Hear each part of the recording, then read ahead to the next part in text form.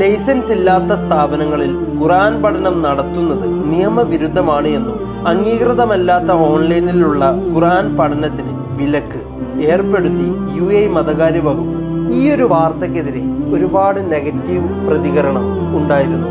Arab രാഷ്ട്രമായ UAE ഖുർആൻ പഠനത്തെ പ്രോത്സാഹിപ്പിക്കുകയല്ലേ വേണ്ടത് എന്നൊക്കെ പറഞ്ഞു. എന്നാൽ ഇതാണ് ശരിയായ നിയമമെന്ന് ഞാൻ പറയും. യോഗ്യതയുള്ള അധ്യാപകർ മുഖേനയാണ് ഖുർആൻ പഠനം നടക്കേണ്ടത് എന്ന് വെച്ച് ലൈസൻസ് ഇല്ലാത്തവർക്ക് യോഗ്യതയില്ല എന്നല്ല. കാർ ഒരുപാട് ഓടിക്കാൻ അറിഞ്ഞിട്ട് കാര്യമില്ലല്ലോ, കാർ ലൈസൻസ് നിർബന്ധമല്ലേ? ഖുർആൻ അതൊരു മതഗ്രന്ഥമാണ്. അത് പഠിക്കുമ്പോൾ ശരിയായ രീതിയിൽ തന്നെ പഠിക്കണം. യോഗ്യതയുള്ള അധ്യാപകർ ഒരിക്കലും അനധികൃതമായി പഠിപ്പിക്കില്ല.